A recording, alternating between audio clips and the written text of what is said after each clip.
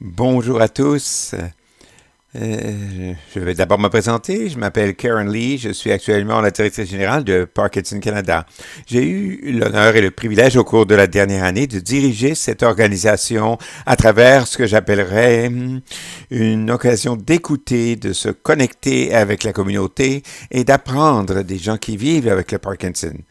Je suis nouvelle dans cette communauté. Je suis entrée seulement au cours de la dernière année. J'ai beaucoup apprécié le temps que j'ai eu jusqu'à présent et surtout avoir l'occasion de parler avec vous tous. Au cours de la dernière année, j'ai vraiment entendu les besoins que nous avons de vraiment comprendre quels sont les meilleurs modèles de soins pour les personnes qui vivent avec le Parkinson.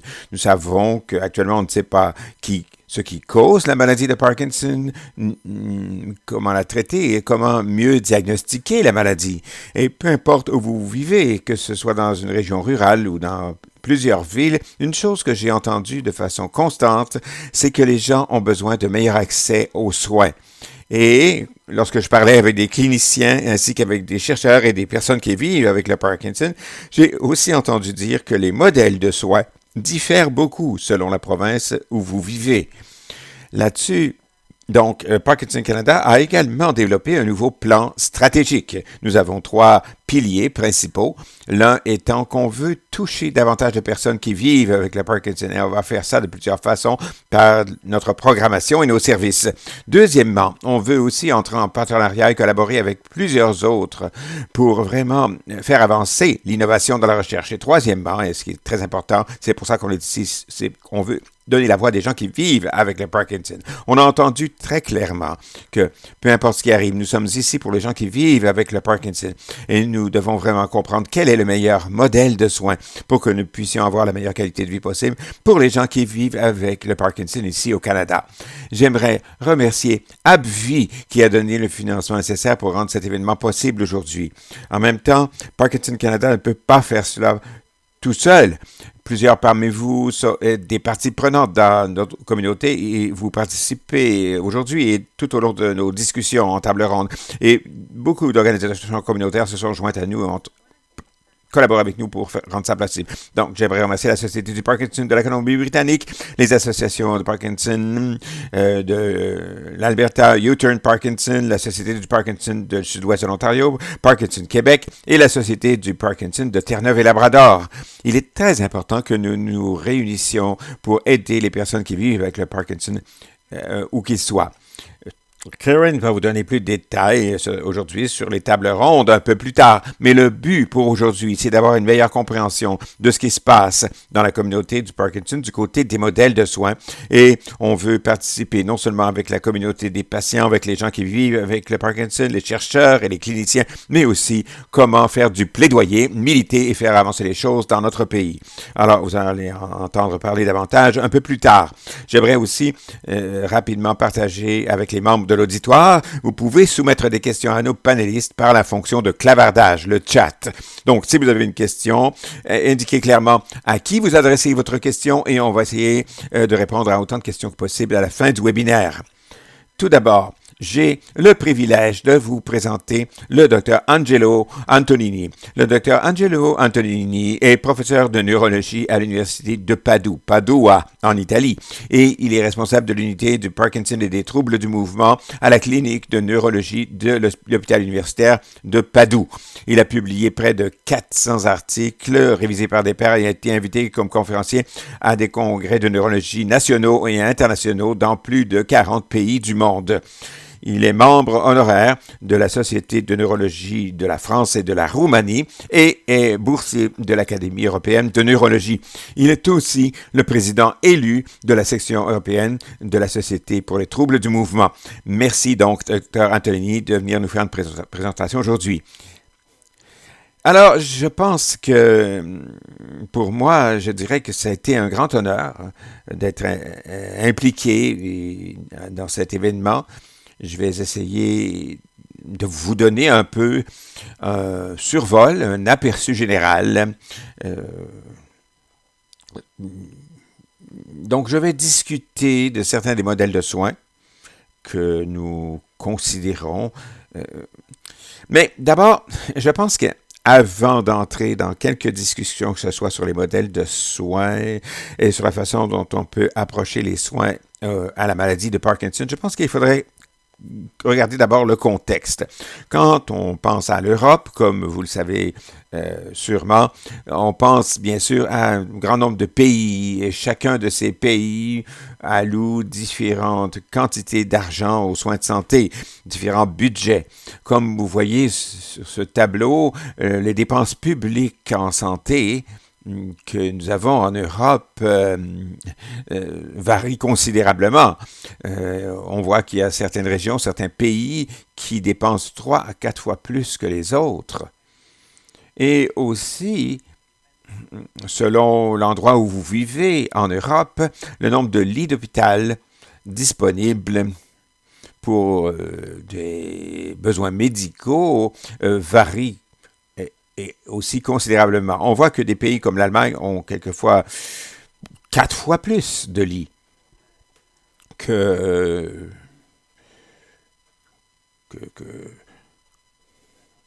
d'autres pays, comme l'Italie par exemple. Donc, la situation du côté des soins de santé, quand on parle de modèle de soins, dépend beaucoup du pays où vous vivez, de la région où vous êtes et de la façon dont on peut aborder cette situation dans les différentes régions.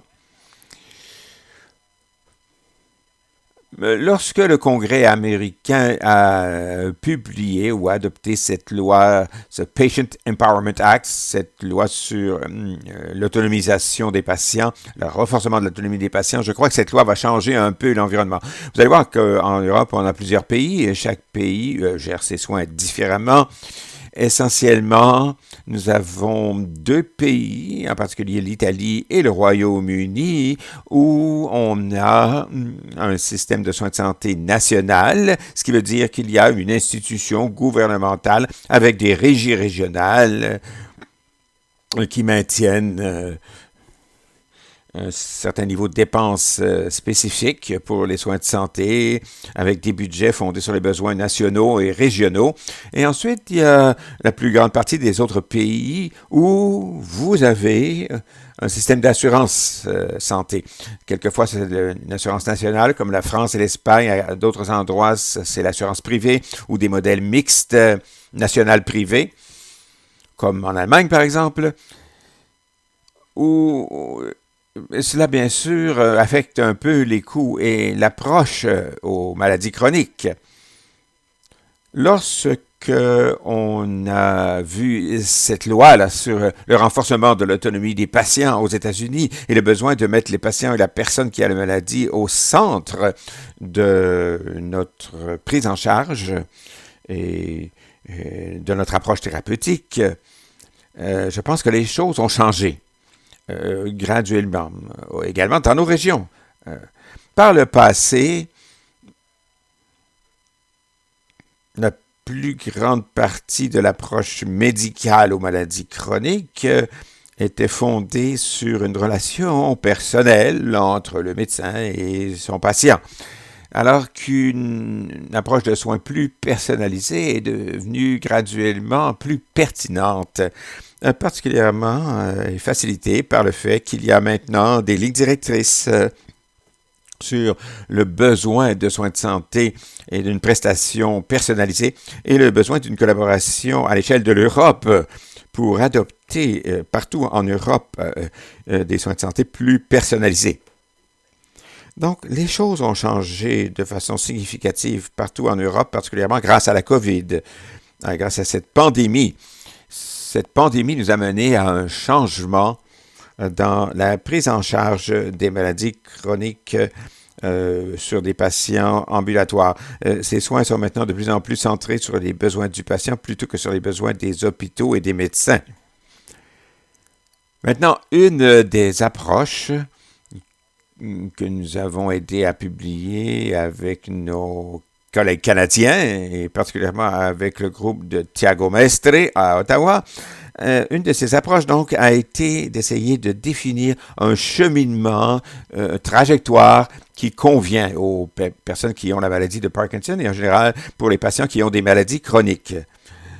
C'est un très bon modèle pour le Parkinson, mais ça pourrait aussi s'appliquer à d'autres maladies chroniques. Je peux imaginer en neurologie que les gens qui ont la sclérose en plaques pourraient être pris en charge de la même façon, mais aussi d'autres patients de maladies chroniques, les patients qui ont le diabète, des patients qui ont d'autres maladies de durée relativement longue, qui nécessitent des visites fréquentes chez le médecin. Et cet établissement d'un réseau plus pragmatique est devenu, dans la plupart des pays d'Europe, un objectif concret qui a été introduit dans les hôpitaux et on leur a donné la tâche, ces hôpitaux, de travailler étroitement avec les services ambulatoires en identifiant les besoins des patients, en priorisant les problèmes de soins et même en fournissant davantage de counseling, d'éducation. Donc l'éducation est devenue plus centrale dans la prise en charge des maladies chroniques. Et je pense que la maladie de Parkinson est un excellent exemple. Pour en arriver à cette autogestion, à cette prise en charge autonome, il faut d'abord revenir au concept de la médecine personnalisée. Qu'est-ce que la médecine personnalisée? C'est un beau concept. Idéalement, nous avons tous des besoins différents. Et il serait très bon si on pouvait être consulté, approché selon nos besoins, selon nos caractéristiques biologiques et génétiques. Et ce serait très bien si les interventions médicales étaient adaptées aux besoins des patients qui ont besoin d'interventions spécifiques. Au lieu d'utiliser une approche plus globale pour tout le monde, je pense que la médecine personnalisée, beaucoup plus axée sur le patient, une approche centrée sur le patient sera l'approche de l'avenir parce qu'on sait qu'une approche ne peut pas convenir à toutes les personnes. C'est particulièrement vrai pour le Parkinson. Donc, il faut vraiment essayer de devenir plus centré sur le patient dans notre approche et bâtir une équipe multidisciplinaire. Et dans plusieurs régions d'Europe, cela va progressivement s'occuper de l'éducation en collaboration avec les associations de patients. Et aussi, non seulement on va améliorer l'éducation, mais on va aussi fournir des interventions plus ciblées. Éventuellement, à un moment donné, nous aurons des groupes de patients qui vont devenir très importants pour la recherche à cause du fait que les données de chaque personne individuelle vont devenir tellement importantes pour les essais cliniques et pour la conception des études futures, mais aussi pour décider si un médicament spécifique est remboursable ou non. Les patients vont s'impliquer activement. Et je dois dire que ça devient de plus en plus le cas progressivement, pas seulement dans mon pays, mais aussi dans d'autres pays. Je sais que les associations de patients s'impliquent de plus en plus dans les décisions politiques et aussi, je sais que l'Agence médicale européenne implique les patients pour décider si le remboursement de médicaments précis devrait être accéléré et se faire beaucoup plus rapidement par rapport à un autre médicament qui est peut-être moins pertinent pour leur maladie spécifique. Alors, même si dans le paradigme actuel de la santé, les coûts sont alloués tard dans le cours de la maladie, je pense qu'à l'avenir, il faudrait débourser plus rapidement. On voudrait que la plupart des coûts des soins de santé soient remboursés plus tôt. Et c'est la direction qu'on a pris dans les autorités européennes grâce à la pandémie, c'est la décision qu'on a prise au niveau de l'Europe. Les coûts de la santé devrait être beaucoup plus dans le côté de la prévention du retardement de la maladie et pour retarder la progression de la maladie lorsque cela est possible. Donc, la diapo que je vous ai montrée au début, le modèle est le modèle allemand, où on a 4 ou 5 fois plus fréquent.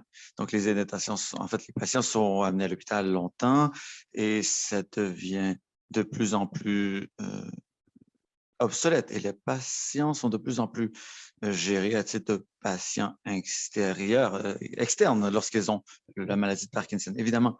Et il faut que le patient soit au centre de ce processus. Et ainsi, nous avons décidé d'améliorer l'éducation, d'éduquer les intervenants et de créer des équipes mieux instruites. Donc, voici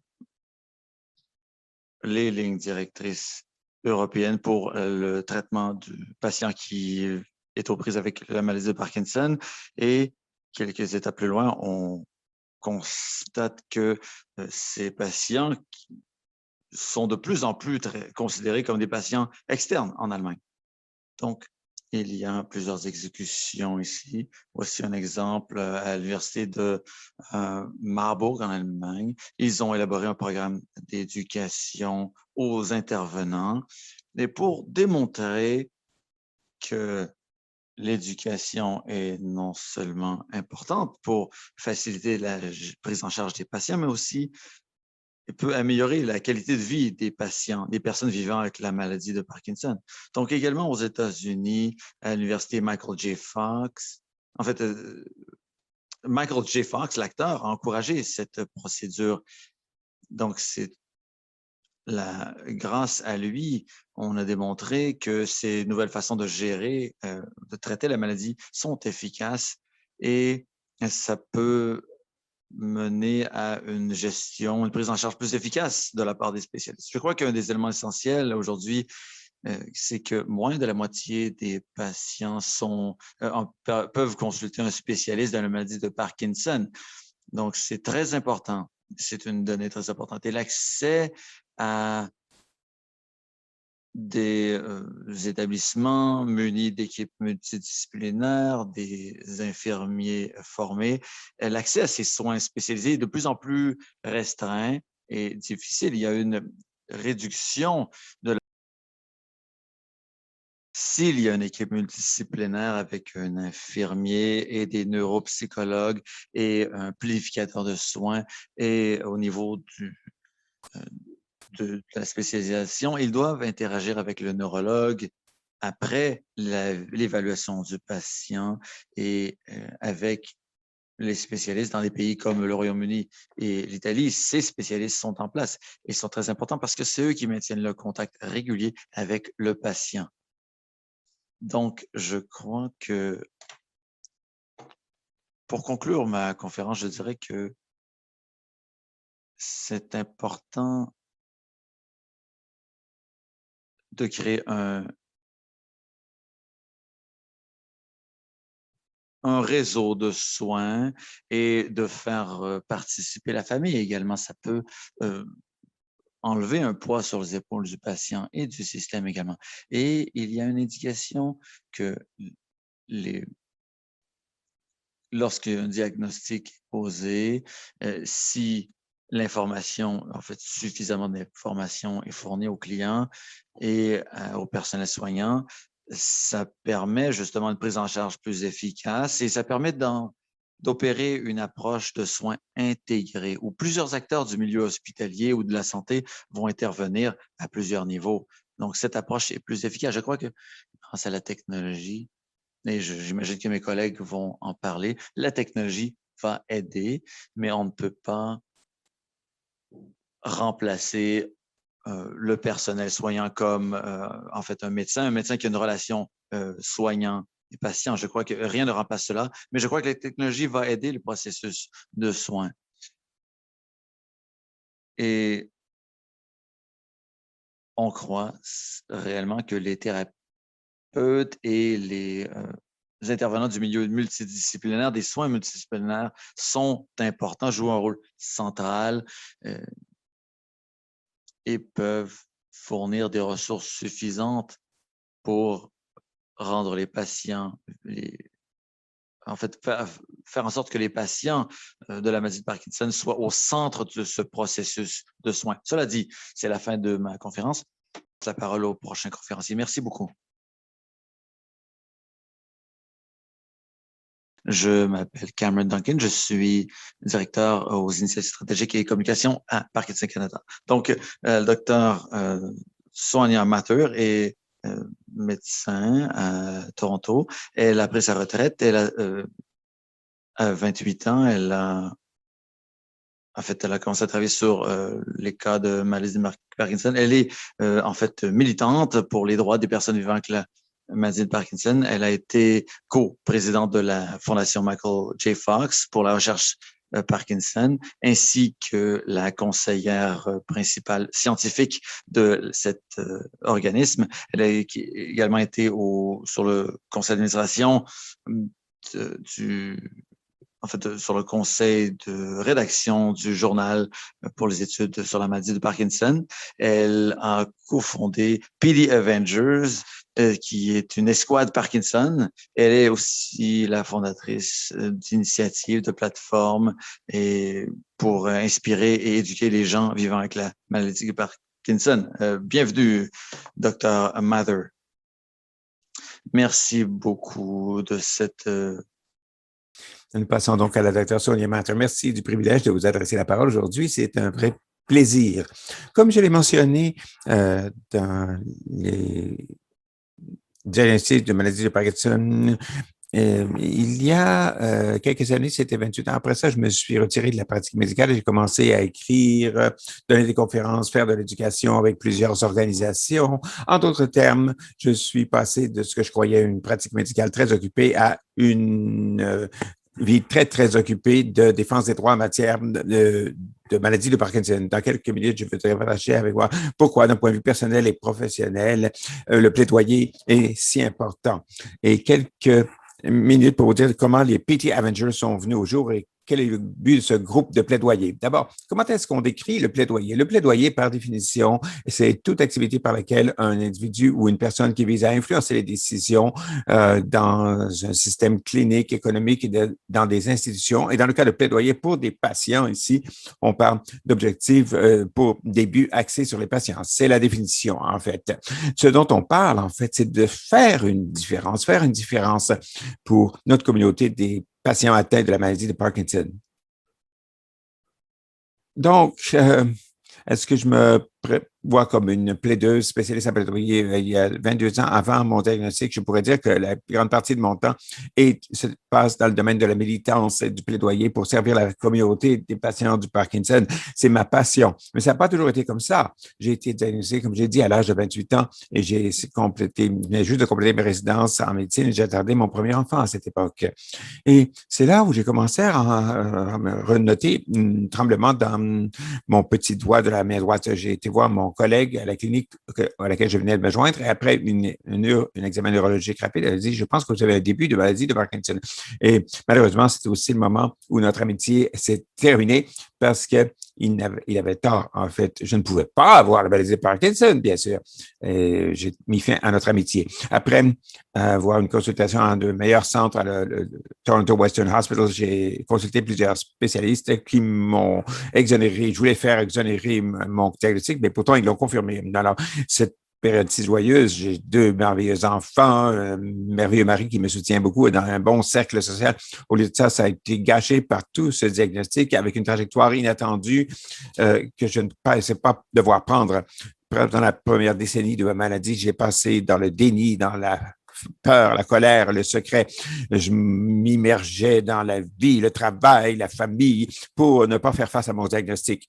Et ça, c'est des histoires sur des millions. Nous avons chacun notre histoire, qui sont tout à fait uniques pour chacun d'entre nous. Et pour la plupart d'entre nous, ça prend du temps à changer notre focalisation de notre propre diagnostic à celle de notre communauté.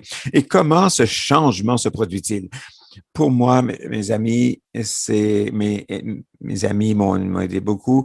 C'est la fiducie, le fondateur de la fiducie Parkinson, Tom Isaacs, un méga avocat et défenseur des droits. Il m'a parlé du cheminement psychologique que plusieurs d'entre nous traversent à partir du diagnostic vers la militance, d'un moment de désespoir à un moment d'accomplissement. Il le résume dans cette pyramide du plaidoyer. Le cheminement commence, comme je l'ai dit, par le diagnostic. Et ensuite, en choc, colère et déni. C'est un stade où j'ai passé beaucoup de temps, malheureusement. Ensuite, on passe à la communication. C'est un stade où on commence à le révéler ceux autour de nos amis, notre famille, nos connexions professionnelles. Et c'est à ce moment-là que nous commençons à comprendre qu'un fardeau partagé, c'est coupé de moitié. La communication devient thérapeutique et on commence à avoir de l'espoir qui germe. Ça nous donne de la consolidation. On passe à l'éducation et l'acceptation. C'est un stade clé dans le cheminement relié à Parkinson. C'est un stade où on commence à accepter qui on est. Et je parle ici pas l'acceptation logique, mais l'acceptation plutôt émotionnelle. Vous n'êtes pas nécessairement la personne que vous étiez auparavant et la vie a changé pour vous. Vous commencez à vous concentrer sur ce nouveau vous que vous êtes devenu. Une fois que vous pouvez accepter cette maladie, votre focalisation se tourne vers l'extérieur, vers d'autres personnes qui sont dans la communauté de Parkinson. Ce sont des stades d'engagement et de participation à ce moment-là. Et votre vision de cette maladie devient plus large et non pas personnelle seulement. Vous commencez à vous mobiliser avec d'autres, à écouter leurs histoires personnelles. Vous reconnaissez que vous pouvez aider les autres grâce à votre propre expérience. On devient plus engagé, plus mobilisé dans la communauté. Peut-être on se joint à des groupes de soutien, on travaille avec des organisations précises comme Parkinson Canada. On prend un intérêt à différents aspects de la défense des droits en matière de Parkinson, comme les essais cliniques. On s'intéresse à cela. Mais peu importe la façon dont vous participez, comme mon ami Tom l'a dit, j'aime beaucoup ce qu'il dit. Vous êtes, au lieu d'être en besoin, les gens ont besoin de vous.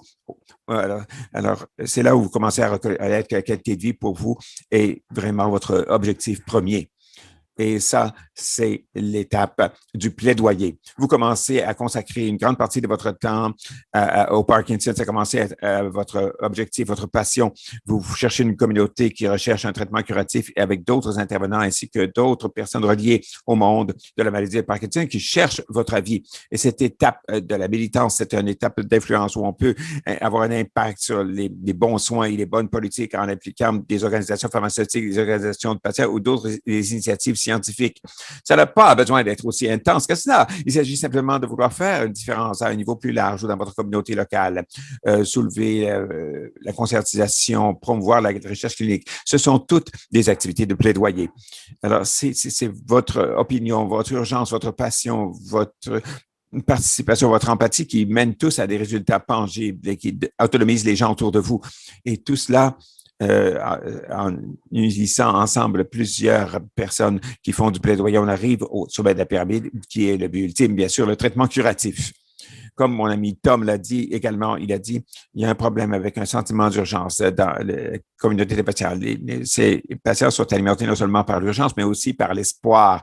Et c'est de cette façon que les patients peuvent devenir suffisamment éduqués, suffisamment autonomisés, suffisamment déterminés et suffisamment équipés de bonnes ressources pour devenir indispensables comme force de construction pour le progrès dans la poursuite d'un traitement curatif pour la maladie de Parkinson. C'est avec ce sentiment d'urgence que les PT Avengers sont nés. Les PD Avengers. Comment ça a commencé tout ça? Ça a commencé de façon assez simple et un peu innocente, un peu naïve. Un militant de Vancouver que vous connaissez peut-être, Larry Gifford, m'a amené moi-même, un ami, Tim Hagen et d'autres Canadiens ont été inspirés en lisant ce livre Ending Parkinson's Disease, qui est connu de certains parmi vous, qui a été écrit par le docteur Lars Blom, McLaughlin. Et à la fin de ce livre, on a des pages d'appels à l'action. Et comme on a discuté de ces appels à l'action, des choses qui devaient être abordées, on a commencé à se demander qui va faire tout le travail qui doit être fait. Et on a reconnu qu'il y a beaucoup d'organisations qui font d'excellent travail, mais souvent, ils le font de façon isolée, en silo. Vous commencez à réaliser que comme pour d'autres groupes de maladies, si vous ne voulez pas, si on reste dans le statu quo, on ne progresse pas assez vite. On pense que la maladie de Parkinson a été découverte ou en tout cas décrite pour la première fois il y a plus de 200 ans. Et depuis lors, on a réussi à mettre des hommes sur la Lune. On a changé le VIH d'une sentence de mort à une maladie chronique ordinaire. C'est incroyable. On a cartographié tout le génome humain. On a découvert des milliers d'étoiles. Mais on a très, très peu, par contre, pour le traitement de la maladie de Parkinson, à part l'état en hors de la maladie de Parkinson. Ce n'est pas à cause d'un manque d'efforts dans la communauté de la recherche. On a fait beaucoup de recherches, mais malgré des événements sans précédent dans le domaine de la technologie et de la médecine, la maladie de Parkinson demeure une source d'inquiétude capacité incroyable pour de millions de personnes qui ont la maladie de Parkinson dans le monde. Et en tant que groupe, on en a assez de tout cela. Et on a mis plusieurs membres ici, plusieurs personnes aux États-Unis, au Canada et au Royaume-Uni. Nous avons organisé notre mission en 3 piliers dont je vais vous parler dans un instant. Et les PD Avengers, c'est un nom qu'on a commencé un petit peu à la blague, mais c'est resté. Et c'est comme ça que ces vengeurs masqués sont venus en juillet, à naître en juillet. Qu'est-ce qui rend ces PD Avengers si uniques? D'abord, c'est quoi? C'est dirigé par les patients et on prend les leçons d'autres efforts de plaidoyer pour d'autres maladies. On croit qu'il est temps de nous organiser pour agir. Et quand on regarde ces états de maladie comme le VIH qui ont fait des bonds en avant et de grands progrès, l'intensité de leur campagne a vraiment été dirigée par les patients du VIH. On ne fait pas de campagne de financement, on ne demande pas du soutien de la part des gens. On ne cherche pas du tout à avoir une part de la tarte. On cherche simplement à grossir la pointe de tarte pour que tout le monde soit satisfait.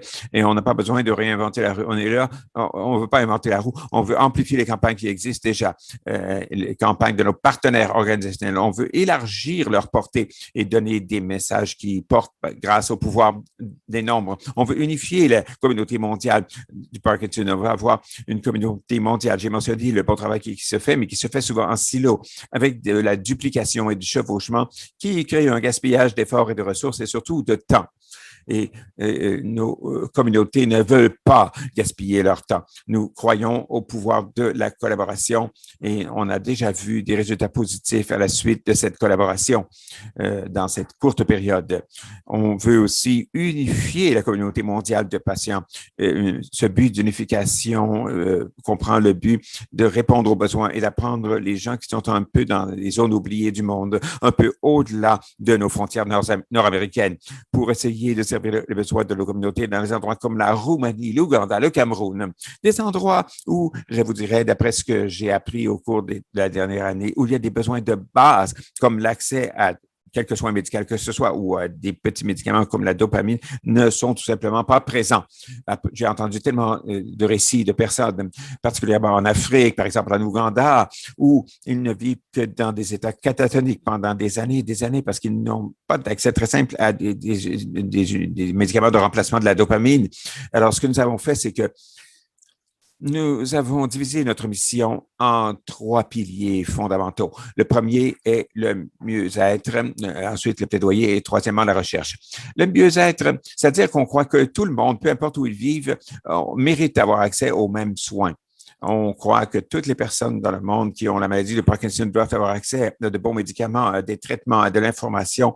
Et l'éducation fait une grande partie de tout cela. Et du soutien aussi. On veut naviguer et répondre à la stigmatisation et le manque de soins humanisés dans certaines communautés, dans l'ensemble du globe, ce qui nous mène à beaucoup de souffrance pour toutes sortes de personnes. Le plaidoyer, nous sommes plus forts ensemble. Il y a aucun doute là-dessus. L'Union fait la force. On veut unifier un groupe de militants activement engagés avec des campagnes unifiées pour soulever et augmenter notre conscientisation de notre mission, qui est de mettre fin à la maladie de Parkinson. Ensuite, la recherche. Nous devons appuyer notre communauté de la recherche qui travaille si fort. Il faut améliorer des données données par les patients à chaque étape de leur maladie, ce qui, à notre avis, va accélérer le développement de traitements orientés vers ce qui est les besoins les plus urgents des patients et ultimement un traitement curatif de la conception avec l'orientation de la recherche vers le développement d'essais cliniques jusqu'à la diffusion des résultats de ces études et de ces progrès. Les voix des patients et les données des patients dans chaque aspect de leur développement thérapeutique est absolument vital. Un autre point très important pour les PD Avengers, c'est penser global, agissez local. Et c'est important de faire tout ce qu'on peut pour unifier au niveau mondial, mais d'agir aussi localement, en personnalisant notre approche et en travaillant de très près avec les bons groupes sur le terrain, pour ainsi dire, pour appuyer les efforts qui sont compatibles avec nos missions et qui abordent ces 3 piliers. Bien que nos tactiques et nos projets spécifiques puissent changer, nos objectifs demeurent les mêmes. Ils sont compatibles avec notre énoncé de mission. Donc, pour l'instant, nous avons plus de 3500 PD Avengers dans l'ensemble de 60 pays et territoires, 70 pays et territoires plutôt. La nouvelle se répand vite sur ce que nous pouvons offrir. Et nous avons aussi des partenaires avec Parkinson Canada. Nous sommes entrés en partenariat avec plus de 56, je ne peux plus compter, ça augmente bien plus que 46 en fait. Nous avons 46 partenaires et plus des organisations internationales qui croient à nos messages et à ce que nous faisons. Il y a plusieurs groupes de travail. Juste pour vous donner un exemple de collaboration que nous avons des groupes fondés pour essayer de bannir l'utilisation du paraquat, qui est un pesticide qui a été lié à la maladie de Parkinson. Le paraquat. Et on a un groupe sur les ruminants et la maladie de Parkinson parce que la recherche n'est pas encore là et les soins et la gestion des femmes qui ont la maladie de Parkinson à toutes les étapes de leur cycle reproductif, c'est quelque chose qui manque amèrement. Nous avons un autre groupe de travail sur l'équité dans les médicaments pour essayer d'établir un flux continu de médicaments de base à des endroits où on en a besoin, où c'est tout simplement pas disponible. Et comment pouvons-nous accomplir tous ces objectifs? Il ne s'agit pas de ramasser de l'argent, c'est pas le but ici. Non, bien, c'est sûr que le plaidoyer comprend du financement, mais pour notre organisation, ce n'est pas ça que nous sommes. Nous demandons simplement votre voix, votre appui, votre implication dans tout ce que vous êtes à l'aise de faire, que ce soit des soins aux patients, partenaires de soins, des professionnels de la santé, des chercheurs, les pharmaceutiques impliqués. On a besoin. Vous pouvez visiter pdavengers.com pour essayer d'appuyer nos efforts et en apprendre plus sur ces efforts. Mais il y a quelques façons que vous pouvez vous intégrer à la plaidoyer. C'est une façon facile de nous unir, mais quelle que soit la façon dont vous pouvez faire les choses dans votre communauté pour appuyer des campagnes, avec votre vision, amplifier vos voix dans les organisations comme les PD Avengers pour devenir une force puissante de changement. Vous pouvez mettre fin à la maladie de Parkinson. Alors, merci beaucoup. Je m'appelle Jackie McGleff. Je suis vice-présidente en mobilisation communautaire auprès de Parkinson Canada. Le but de ma présentation aujourd'hui est de vous donner un aperçu des éléments clés et des preuves, des données qui ont été recueillies au cours des dernières années pour brosser le tableau de l'accès aux soins chez les personnes vivant avec la maladie de Parkinson au Canada. Les données que j'ai recueillies pour cette présentation et que j'ai analysées proviennent de diverses sources, y compris l'Agence de santé publique du Canada, c'est-à-dire son système de surveillance des maladies. Ensuite, un sondage Ipsos Canada ainsi qu'une analyse de l'information d'Environnement Canada. Donc, commençons par parler des délais d'attente. Donc, une personne qui reçoit, en fait, nous avons de l'information sur, en fait, ce sont des moyennes nationales. Ici, donc, une personne sur 5 vivant avec la maladie de Parkinson a dû attendre plus d'1 an pour recevoir son diagnostic officiel de la maladie. Donc, et c'est important de dire que bon nombre de Canadiens reçoivent ce diagnostic, dans certains cas, par des médecins généralistes, des médecins de famille ou des connaissances générales. Ils n'ont pas accès à un spécialiste de la maladie de Parkinson. Et il y a des tests standards pour détecter la maladie de Parkinson, un test sanguin par exemple, et un diagnostic doit reposer sur une évaluation clinique. La moyenne la durée d'attente moyenne au Canada pour vous consulter un spécialiste tourne autour de 11 mois. Dans certaines régions, la durée d'attente peut excéder 2 ans. C'est important de dire aussi que ces données ont été recueillies avant la COVID-19. Nous avons recueilli des anecdotes indiquant que ces délais d'attente ont été prolongés à cause de la COVID-19.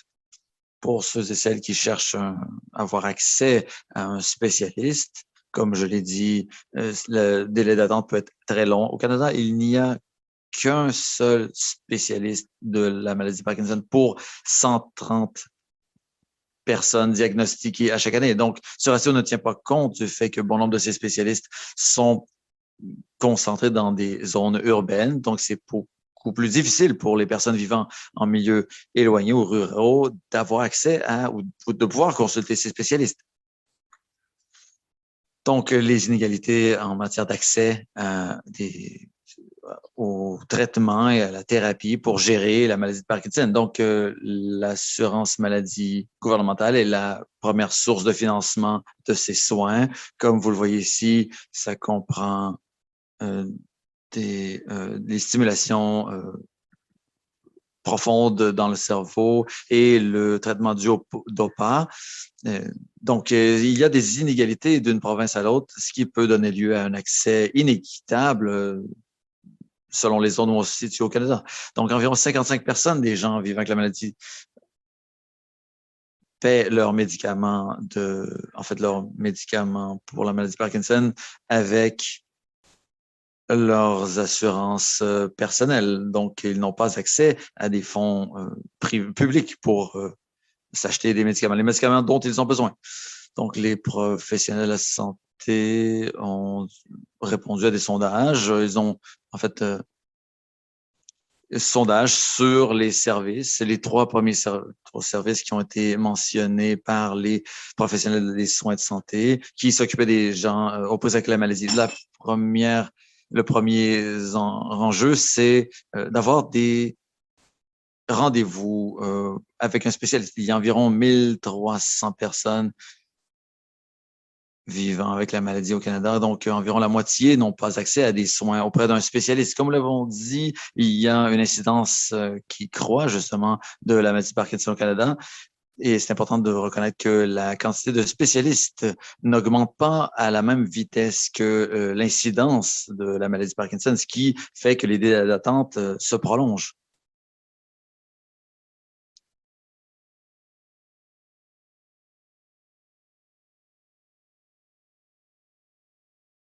Ouais, d'accord. Donc, passons à la prochaine diapo.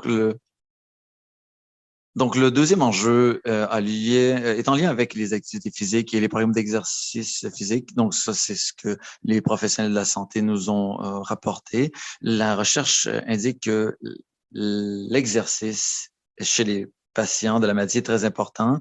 Et dans le cadre de soins de santé actuels, il n'y a pas de structure qui permet de fournir un accès à des programmes d'exercice aux patients.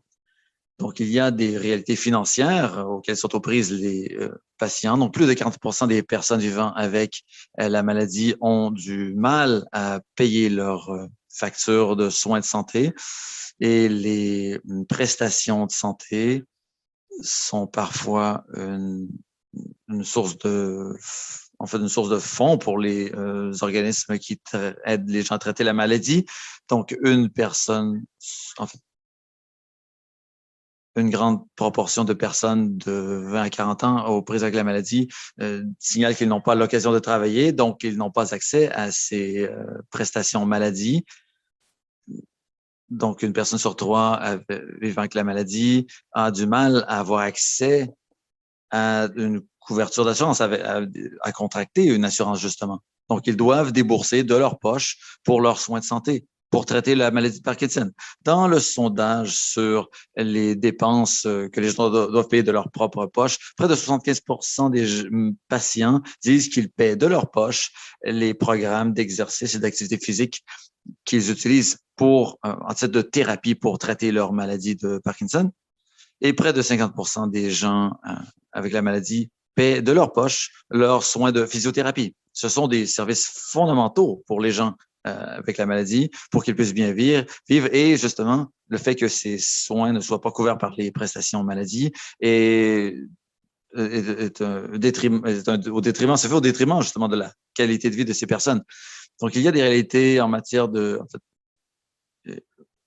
il y a aussi des réalités, des problèmes, des enjeux dans la navigation parmi le système de soins de santé. Donc, parlons des systèmes de soins. Donc, dans certains cas, par exemple,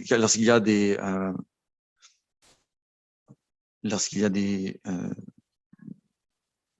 les patients reçoivent, par exemple, ont des maladies, de comorbidités ou d'autres maladies, et ils ont du mal à avoir accès à des soins et les professionnels de la santé n'ont pas toujours l'expérience pour les traiter en fonction du fait qu'ils ont déjà une maladie, la maladie de Parkinson. Ça pose un problème. Donc, les maladies, il y a des maladies qui peuvent créer un effet combiné, justement, et c'est dur à évaluer. Le Parkinson est une maladie très complexe qui a une incidence sur le mouvement, les fonctions cognitives, automotives également. Donc, ça peut créer une large gamme de symptômes qui peut, en fait, créer des besoins supplémentaires chez le patient. Hein. Donc, il faut une approche globale, compréhensive, coordonnée et intégrée pour traiter ces patients. C'est pourquoi nous réunissons aujourd'hui pour en apprendre davantage les uns des autres, communiquer et faire part de notre expérience et pour justement en arriver à des soins plus intégrés pour les patients de la maladie au Canada. Ça conclut ma présentation et je vais prendre un instant pour présenter notre prochaine conférencière. Nous sommes reconnaissants de recevoir la Dr. Sarah Lynn Stone, qui est des nôtres aujourd'hui. Dr. Lynn Stone est la directrice et chercheuse en chef du programme de recherche sur la maladie de Parkinson, ainsi qu'à la clinique Gloria Sherman à Toronto, ainsi que l'Institut de recherche de Toronto. Elle est aussi spécialiste de la recherche au M&J Safford Program sur la maladie de Parkinson. Elle a porter ses recherches sur les modèles de soins, sur l'élaboration de programmes de soins intégrés. Et elle utilise une approche centrée sur le patient en perspective selon une perspective de la santé mentale et du bien-être. Elle a un modèle clinique qui tente de redéfinir l'expérience de récupération et l'élaboration de programmes de soins multidisciplinaires. Dr. Lynn Stone. D'accord. Alors, je vais y aller. Merci. Merci à nouveau. Merci de cette invitation. J'aime beaucoup ce groupe. J'aime beaucoup parler de ce sujet qui s'agit de prendre mieux soin de plus grand nombre de personnes qui ont la maladie de Parkinson. Je suis très heureuse de changer un petit peu les choses parce que je suis contente de venir après Sonia. J'ai appris à connaître Sonia très bien, à travailler à son groupe consultatif de patients. Et cette conférence que j'ai préparée se concentre sur un des aspects de notre programme à Toronto qui porte sur les prochaines étapes. Une fois qu'on se réunit avec nos défenseurs de patients, avec nos militants, de quoi ça a l'air de ce travail? Qu'est-ce qu'on fait dans ce travail? Et qu'est-ce qu'on peut accomplir? Qu'est-ce qu'on peut atteindre ensemble? Alors, cette conférence est moins sur une vue à vol d'oiseau de programme, même si ça me ferait bien plaisir d'en parler à n'importe quel moment avec n'importe qui parmi vous. Il s'agit de savoir de quoi ça a l'air sur le terrain. Qu'est-ce que ça veut dire de travailler avec nos partenaires patients et concevoir des patients, des programmes et des thérapies et comment ça change la façon dont on regarde la maladie de Parkinson. J'espère que vous allez apprécier. Alors, mon sentiment là-dessus, c'est que la militance et le plaidoyer, c'est du partenariat. Et ça, c'est crucial si on veut véritablement créer un impact. Et quand je parle d'impact, je parle de qualité de vie, satisfaction, résultats cliniques, maintenant. Pas dans 5 ans, pas dans 10 ans, mais des impacts qui arrivent tout de suite. Et ce partenariat peut se produire à des niveaux multiples. Dans nos programmes, par exemple, à Toronto, on se concentre sur le partenariat au niveau individuel, au niveau des patients individuels, où notre équipe intégrée travaille avec le patient en tant qu'équipe, en temps réel, et non pas dans un modèle éloigné, mais au niveau personnel, au niveau de la maladie, jusqu'au système lui-même, au niveau national, à la structure. Donc, on met la main dans différents plats en même temps. Et je vais partager ça avec vous maintenant. J'aimerais aussi simplement vous indiquer que le plaidoyer et le partenariat prennent différentes formes dans les maladies chroniques. On regarde les patients pendant toute leur durée de vie. Alors, ça peut être entre un patient, ses partenaires de soins, son équipe de soins, ça peut être entre la personne qui a la maladie de Parkinson, leur partenaire de soins et la communauté, ou entre l'équipe de soins de santé et la communauté. Ce sont toutes sortes de façons différentes dont ça peut prendre forme. Et ce que me suis aperçu à Toronto, c'est plus on fait des partenariats, ces partenariats prennent une vie qui est la leur. Et c'est là où de belles choses commencent à se produire. Alors, ça, c'est simplement un petit instantané pour vous donner un peu de contexte sur la façon dont nous avons bâti notre programme. Essentiellement, nous avons bâti un tout nouveau programme, tout nouveau à partir de rien du tout, il y a quelques années. On s'est intégré avec un programme de gestion intégrée. On travaillait avec le Rehabilitation Institute, un institut de réadaptation à Toronto, et on était affilié, bien sûr, avec les différentes cliniques universitaires et autres, mais on fait aussi du travail très, très différent. Et les piliers de notre programme, c'est que notre équipe clinique, et voici ce qu'on fait. Notre conseil consultatif de patients, qu'on vous voyez ici, là, dans cette petite prise d'écran Zoom. Et nous avons aussi un conseil d'affaires consultatif à Toronto qui nous conseille sur la façon dont on peut prendre une approche d'affaires à cela pour augmenter, un peu comme une start-up en affaires. L'idée, c'est que ça va donner des bases solides et ça va assurer la stabilité avec le temps. Et on peut passer à des choses comme le financement, la stratégie, pour que ça puisse grandir au cours des 5 à 10 prochaines années selon un plan précis. Alors, notre conseil consultatif des patients a commencé vers le mois de septembre, il y a 2 ans. Et oui, ça fait presque 3 ans déjà maintenant. C'est composé de 8 patients, 3 partenaires de soins, 4 professeurs universitaires et notre équipe. Et nous travaillons tous ensemble. Et nous avons subdivisé ce grand groupe, subdivisé cela en 3 comités, un sur les soins cliniques, un sur la recherche et un sur l'éducation, le site web et la communication. Nous avons des réunions à tous les 2 mois bimensuellement. Alors, en développant cela à partir de zéro, ça a été vraiment une expérience très enrichissante. Et récemment, nous avons écrit un article ensemble sur cette feuille de route à 5 étapes, sur la façon d'exécuter ces plans. Il y a des tonnes de leçons apprises dont je pourrais vous parler plus tard. Mais j'aimerais dire simplement que l'établissement de ce conseil veut dire que maintenant, nous avons un tuyau actif, un pipeline actif pour filtrer et diriger toutes les décisions que nous prenons en tant que groupe dans l'hôpital et partout pour savoir, OK, est-ce que c'est important pour les patients? Est-ce que ça compte pour les patients? Quelles sont les priorités des patients? Et on a maintenant une façon de voir les choses tout à fait différente dans le travail qu'on fait, qui en soi élargit nos horizons et nous donne beaucoup d'options sur ce qu'on peut faire en tant qu'équipe. Donc, il y a toutes sortes de niveaux que j'ai mentionnés auparavant. Alors, tout cela dont on parle, c'est éclairé fortement par cette perspective qui est maintenant au travail. Alors, au niveau personnel, ceci implique la redéfinition du Parkinson avec toutes sortes de conditions. Oui, il y a une génération qui se produit, mais on a des techniques excellentes sur la physiothérapie. Et il s'agit d'amener ça sur les patients trop de façon qui peut ça implique la autogestion, c'est-à-dire qu'on a des traitements de base et ça s'ouvre donc pour aujourd'hui. Pour ce qui est de notre clinique locale, nous avons créé le conseil, comme j'ai mentionné, comme j'en ai parlé, et des modèles de soins.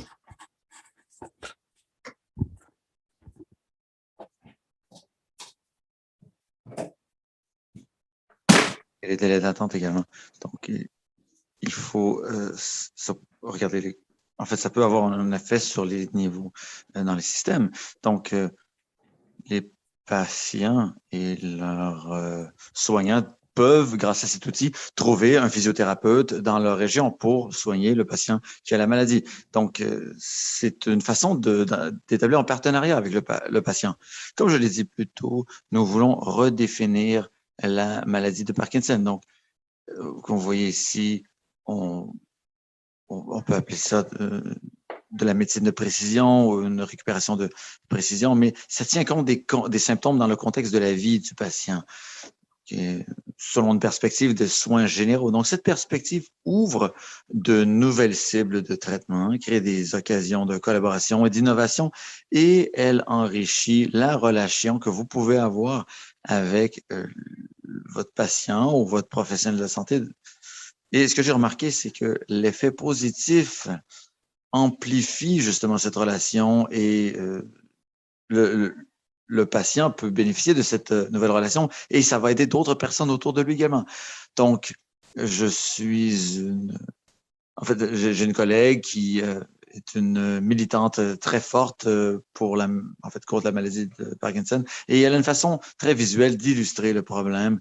Et c'est elle qui a créé ça ici. Et elle dit, bon, pour gérer, Sarah Rigaré, qui dit, pour gérer cette condition, Parkinson, elle passe 1 heure en soins neurologiques par année, ainsi que 8765 heures en auto-soins par année. Donc, ça illustre un peu le problème. Elle dit, je ne dis pas que je veux plus de temps en soins à passer avec des soins. Je dis simplement que les soins, en fait, les soignants doivent reconnaître que nous, les patients, faisons beaucoup de travail d'auto-soins et nous devons commencer à travailler ensemble pour que nos observations soient prises en compte par les professionnels.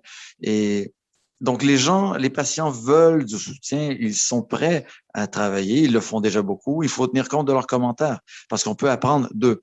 Donc, nous avons mis en œuvre un changement. Nous avons créé un programme de réhabilitation en auto-soin. Nous avons créé un livre électronique. Nous avons mené notre première ronde de ce projet pilote au cours des derniers mois. Donc, c'est une déclaration que nous avons dans notre module d'introduction. Nous disons, la maladie de Parkinson a un effet sur tous les aspects de la vie d'une personne et une personne peut apprendre à s'épanouir et aller au-delà de la prise de médicaments et des rendez-vous chez le médecin. Nos patients nous demandent régulièrement qu'est-ce que je peux faire. Donc, nous adressons aux besoins des clients. Nous les mettons au centre de cette perspective. Donc, les effets de ce projet pilote ont été très importants. Donc, voici certaines des citations. Les gens ont dit, j'ai aimé être plus conscient de ce que je fais et du fait que je sais très peu sur ma maladie. Et aussi, quelqu'un dit, après 5 séances, j'apprends à être consciente de mes pensées, mes émotions, mon bien-être physique et mon environnement. Donc, nous approchons justement d'une prise en charge des symptômes pour gérer la maladie plus efficacement. Un autre exemple de projet que nous avons lancé, c'est notre infolettre. Et il y a des gens qui se sentent isolés, qui se sentent seuls. C'est très difficile pour les gens, surtout si vous avez une maladie comme la maladie de Parkinson. C'est la raison pour laquelle nous avons créé cette infolettre et qui s'appelle MDC Connections. Donc, nous trouvons un moyen de communiquer de l'information aux patients. Nous obtenons leurs commentaires. Donc, c'est un moyen d'information. Donc, et aussi, ça s'adresse aux soignants, aux personnes aux soignants naturels, aux aidants naturels. Et ça a été un ajout de taille à notre programme. Nous avons de plus en plus de lecteurs. Donc, ça a un effet immense justement sur notre projet. Et ce sont des choses qui ne prennent pas 4 ou 5 ans de planification. On peut lancer une infolette comme ça du jour au lendemain. Donc, il y a un programme qui s'appelle Rater la cible, Missing the Mark. Donc, nous avons colligé toutes les ressources Internet qui s'adressent aux patients. Donc, c'est du contenu qui s'adresse directement aux patients. Et en fait, il y a très peu justement d'informations qui s'adressent aux patients. C'est rien comparé à toute la littérature académique qui se trouve sur Internet. Donc, il y a un écart ici à combler. Je vous donne un exemple. On s'est concentré sur la portion de ce contenu qui porte sur le traitement et la gestion de la maladie. Voici la ventilation de cette information. Donc, les soins alliés, ce qui remporte la part du lion ici, mais aussi l'exercice. Il y a très peu d'informations sur l'exercice. Et il y a très peu d'informations aussi qui s'adressent aux clients sur les médicaments. Très peu. Donc, il faut combler cet écart. Ensuite,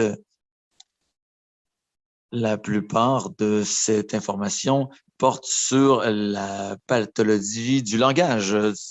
Donc, il y a un manque d'information ici. Et donc, si on réussit à obtenir cette information, si on réussit à faire participer le patient plus tôt dans le processus, mieux c'est. Donc, je vous donne un exemple ici de ce qu'on peut faire pour avoir un effet positif rapidement. Donc, nous avons un partenariat avec UHN, en fait, Canada, pour trouver c'est un programme qui permet de trouver des fournisseurs de soins. Donc, on va sur le site web, on inscrit où on se situe et ça nous indique où on peut trouver des ressources. Donc, parce que bon nombre de patients n'ont pas d'experts de la maladie de Parkinson localement. Donc, nous avons découvert comment faire ce type de choses, comment mettre les gens en lien, en relation au bon moment. Donc, c'est l'expérience que ça nous a donné et ça nous permet justement de nous améliorer et de mettre les gens en communication. Donc, qu'est-ce que j'ai appris? Moi, j'ai appris dans mon travail que la voix de ceux et celles qui vivent avec la maladie, en fait, est importante. Nous devons avoir leur opinion et leur expérience si nous voulons justement avoir un effet positif et maintenant. Et ensuite, la magie s'opère lorsque vous faites converger plusieurs perspectives et que vous avez l'esprit ouvert. Il n'y a pas de limite à ce qu'on peut accomplir. Ensuite, personnellement, je veux dire que pour moi, ce travail en fait, c'est personnel parce que ça redéfinit cette patient, médecin, patient, et ça inclut, justement, ça ajoute une collaboration et des partenariats pour enrichir mon travail. Et j'adore mon travail, justement. J'espère que d'autres vont dire la même chose et partout au Canada pourront s'impliquer, justement, davantage. Donc, merci beaucoup à tous les groupes dont nous avons parlé ici du travail d'équipe. Nous avons travaillé très bien ensemble et voici la citation pour clore ma conférence. Donc, lorsque le je est remplacé par le nous, c'est là que nous accomplissons l'impossible. Merci à vous deux, Dr. Mather, Dr. Lisdom, pour vos conférences sur la défense des droits. Et je crois que vous démontrez à quel point nous pouvons changer les choses. Donc, je vous présente le Dr. Gilgal Maskell, médecin à l'Université d'Ottawa et à l'Institut de recherche de l'Université d'Ottawa, ainsi que l'Institut de recherche sur le cerveau et l'esprit de l'Université d'Ottawa. Il mène un programme de recherche sur les traitements à l'hôpital d'Ottawa. Il a fait des recherches sur un nouveau paradigme de soins, le réseau de soins intégrés qui se penche sur des maladies neurodégénératives. Bienvenue, docteur. D'accord, je vais partager mon écran. Donc, j'aimerais vous remercier de m'avoir invité à cet événement. Je crois que c'est impressionnant de constater à quel point nous pouvons faire une différence et nous pouvons améliorer les soins et la vie des gens qui vivent avec des maladies comme la maladie de Parkinson. Et aussi, vous voyez que j'ai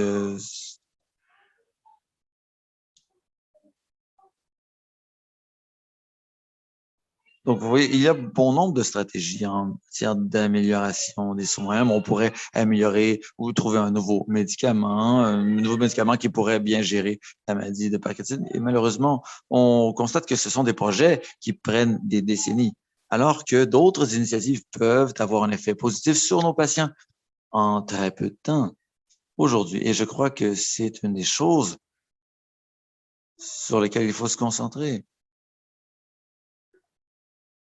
Et c'est au centre justement de ce que l'on fait aujourd'hui. Donc, j'ai préparé une présentation PowerPoint pour mettre en exergue les principaux défis pour lutter contre la maladie de Parkinson. Donc, il y a différents besoins qu'aura le patient à différentes étapes de sa maladie. Donc, dans le système de santé, il y a en fait, une personne qui a la maladie de Parkinson est un fardeau supplémentaire pour le système de santé. Cette personne est aux prises avec divers problèmes, divers symptômes qui doivent être traités par le système, par divers professionnels. Et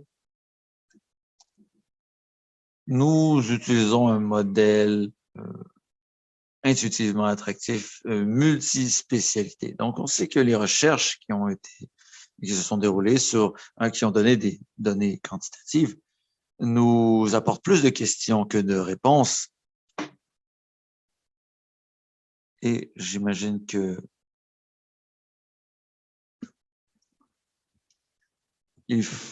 dans la plupart du temps, nous avons, en fait, les gens qui vivent avec la maladie consultent des spécialistes et vont entreprendre un traitement de 6 à 12 mois en fonction des disponibilités du médicament. Et souvent, on tente de faciliter les soins aux personnes vivant avec la maladie pour qu'ils restent dans la communauté et pour qu'ils restent dans leur environnement, l'environnement, en fait, qu'ils restent à domicile. Donc, avec mon collègue, le Dr. Grimes, ici au Centre d'études de recherche en soins de santé à l'Université d'Ottawa, nous avons tenté d'améliorer ces soins de façon pragmatique pour utiliser au maximum les ressources existantes. Donc, en fait, je vais utiliser le mot militance qui a été mentionné beaucoup aujourd'hui, à juste titre. Nous avons créé une plateforme pour que les soins soient plus organisés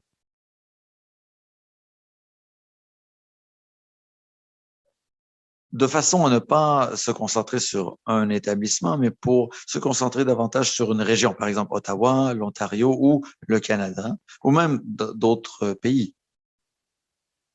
Donc, nous avions l'idée de créer une plateforme, plaque tournante, justement, et il y a des rôles que nous avions définis qui pourraient avoir un effet important sur la vie des gens vivant avec la maladie de Parkinson, des rôles qui pourraient être mis en œuvre. Et aussi, nous vous sommes penchés sur la question technologie, comment elle pouvait être mise à profit pour améliorer le bien-être des gens vivant avec la maladie. Et aussi, que faisons-nous lorsque nous avons peu de temps pour maximiser le temps? Donc, du point de vue d'une clinique, nous desservons une population de patients et nous avons une quantité limitée de temps. Donc, comment pouvons-nous maximiser notre temps avec chaque patient?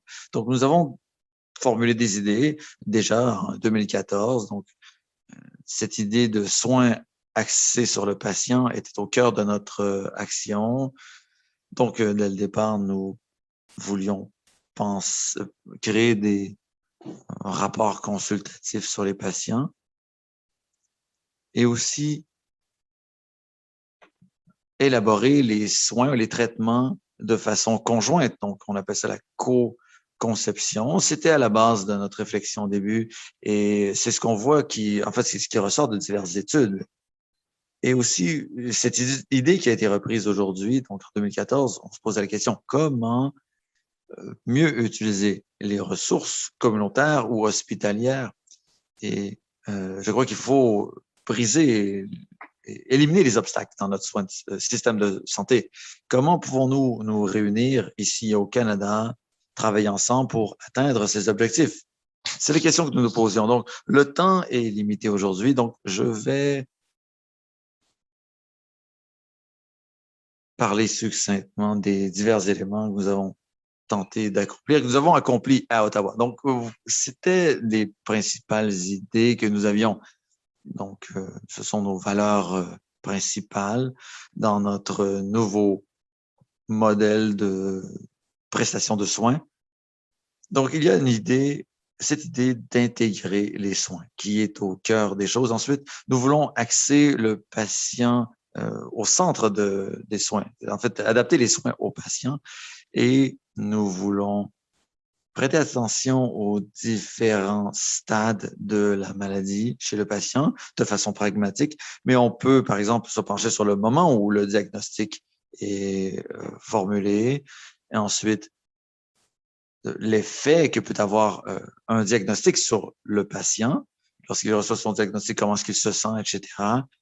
Et plus le patient en sait sur sa maladie, plus il peut se donner des auto-soins. Et ensuite, plus tard, il y a des patients qui ont des besoins plus complexes. Donc, on se penche sur tout ça, mais aussi, on se penche sur l'individu, le patient de la maladie de Parkinson. Et ce qui est très important aussi, c'est comment pouvons-nous permettre au client de se soigner lui-même. Donc, donner le pouvoir aux gens qui vivent avec la maladie de mieux vivre avec leur maladie en les instruisant, en leur donnant de l'information sur la maladie, ainsi que sur leurs besoins en termes de soins. Donc, comment gérer ces éléments et cette situation? Donc, nous avons repris ces idées et donc nous avons énuméré ici. Donc, il faut créer un réseau avec les ressources de soins de santé existantes dans la région d'Ottawa. Nous avons essayé de cartographier les ressources existantes dans le système hospitalier, mais aussi dans la communauté pour créer des itinéraires de soins, de référence. Ensuite, le but était, grâce à nos connaissances et à ce réseau et de ces professionnels de la santé qui sont dans ce réseau, de fournir un meilleur accès aux soins à nos patients. Ensuite, nous avons créé ce rôle de spécialiste, en fait, d'infirmier spécialiste en maladie de Parkinson. Nous avons essayé d'utiliser la technologie en soins de santé, en fait, de l'adapter, ou en fait, qui est conçue pour les patients de la maladie. Et il y a des exemples où nous avons mis en œuvre cette idée de co-conception. Je vais y revenir plus tard. Et ensuite, nous voulions toujours faire en sorte que ce système soit durable et viable, que ce projet soit viable, sachant que les ressources sont limitées, en fait, sont maigres, et sachant que ce ne sont pas toutes les villes ou toutes les régions du Canada qui disposent des mêmes ressources et des mêmes fonds. Donc, comment pouvons-nous faire en sorte que ce système de soins soit léger, mais efficace et adaptable à diverses réalités partout au Canada et éventuellement ailleurs dans le monde? Donc, dès le départ, nous avons établi des évaluations. Nous avons établi que les évaluations de soins et économiques seraient au cœur de ce système. Donc, j'ai parlé de la co-conception des soins ainsi que de la recherche clinique. Donc, nous avons réussi à créer un programme de recherche exhaustif qui réussit à fournir la preuve que ce modèle ou, comment dire, les valeurs que ce modèle essaie de promouvoir soient en fait acceptées par le gouvernement. En fait, en faire la promotion auprès du gouvernement pour créer un réseau de soins intégrés pan-canadien qui utiliserait ces idées et d'autres idées qui pourraient être ajoutées à l'avenir. Donc, nous avons réussi à créer un projet pilote, à tester justement ce programme. C'est ce que nous avons fait il y a quelques années. Donc, nous avions des participants, dont 25 venaient de recevoir des diagnostics et 75 patients avaient des besoins de soins complexes. Donc, c'était notre cohorte de recherche et nous avons créé un cadre qui permet d'évaluer les problèmes des patients, les problèmes des soignants. Nous avons en fait un système qui permet de formuler des commentaires, des recommandations pour régler ces problèmes. Et ensuite, une carte des ressources et des soins de santé permettant de déterminer les priorités pour ces patients. Donc, ça peut être utilisé dans tout système où on traite des patients atteints de la maladie de Parkinson. Donc, nous avons créé un système de cartes, en fait, 45 cartes de recommandations, 45 recommandations. Enfin, ce sont des fiches de recommandations qui permettent justement d'adresser les problèmes en fonction du problème, des ressources, de l'emplacement géographique du client. Ces 45 fiches d'informations permettent de résoudre certains problèmes. Donc, nous avons découvert que ces ressources avaient un effet justement sur le bien-être des patients. Donc, nous avons ça avait un effet non seulement sur l'état de santé du patient, mais aussi sur sa perception de la qualité des soins qui lui étaient fournis. Donc, non seulement chez les patients qui avaient des besoins complexes, mais aussi chez les patients qui venaient de recevoir un diagnostic. Et ce qui est encore plus marquant, c'est que le degré de satisfaction des patients dans ce programme prouve que ces modèles sont en fait, il y a peut-être une prophétie autoréalisatrice selon laquelle, vu que ces modèles sont attirants, les patients sont satisfaits sont satisfaits du programme. Et il faut évaluer cette perspective parce que l'effet placebo peut jouer un rôle justement dans l'état de santé du patient vivant avec la maladie de Parkinson. Et donc, on voulait voir quelle était la demande en ressources, selon diverses ressources, et il fallait aussi évaluer le besoin en ressources, en fait, les besoins croissants en ressources. Certaines ressources sont de plus en plus sollicitées, alors que d'autres le sont moins. Donc, nous voulions évaluer notre modèle de soins et voir comment nous pourrions l'améliorer dans l'avenir. Donc, à partir de cette étude initiale, nous avons créé un portail patient qui essayait d'incorporer tous ces modèles de soins dont j'ai parlé et créer des outils qui pouvaient être utilisés par les patients de façon indépendante. Donc, ça s'appelle Nuke eCare PD. Donc, c'est comme un outil de soins électroniques pour les patients de la maladie de Parkinson. C'est un outil qui permet de donner de l'information, d'éduquer les patients ainsi que leurs soignants. Ça leur permet de surveiller leurs priorités, leurs besoins, les priorités, en fonction des priorités qu'ils ont énoncées au départ, et ça permet d'incorporer des mesures quantitatives de divers intrants dans la gestion de la maladie. Par exemple, en matière de thérapie du langage, des gens qui ont des besoins en cette matière. Et ça dépend aussi de certaines variables, par exemple, l'environnement dans lequel se trouve le patient, etc. Donc, nous avons réussi à incorporer tous ces éléments et toutes ces ressources. Et par exemple, Sarah Lidstone, qui m'a précédé, en a parlé. Cet outil est un module fondamental qui permet aux gens vivant avec la maladie d'être mis au courant des ressources qui sont disponibles dans leur communauté. Nous avons eu la chance d'être reconnus et de recevoir du financement. Donc, à l'heure actuelle, nous menons une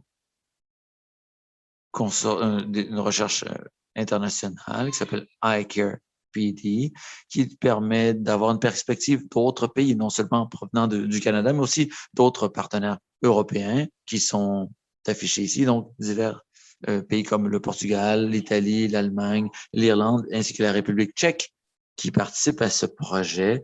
Nous commençons à peine nos recherches. Nous avons nos recherches à l'Université d'Ottawa avec des intervenants de ces pays. Donc, pour savoir comment ces idées sont mises en œuvre dans d'autres réalités, dans d'autres systèmes de santé qui sont différents du nôtre, qui existent ailleurs dans le monde. Également, nous commençons une étude pour tester des idées, pour mettre en œuvre des idées. Nous voulons répliquer ce projet IPCN à l'Université McMaster, à l'Université de Hamilton et à l'Université de Calgary.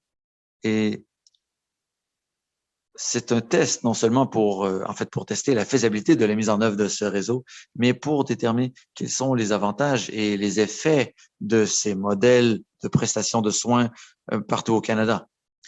Et mon ambition, la plus grande, comme je l'ai dit, c'est que, comme je l'ai dit, nous avons réussi à tester, à mettre en œuvre cette norme. En fait, mon ambition la plus grande, c'est que nous mettions en œuvre cette norme de soins partout au Canada. Et je veux reconnaître le fait que je ne pourrais pas faire tout ce travail. En fait, je ne pourrais pas faire tout ce travail s'il n'y avait pas de soutien, de groupes de recherche qui nous soutiennent. Et je veux remercier l'Université d'Ottawa pour son soutien et tous les autres, les collègues, partenaires qui ont participé à cette étude et à ce projet.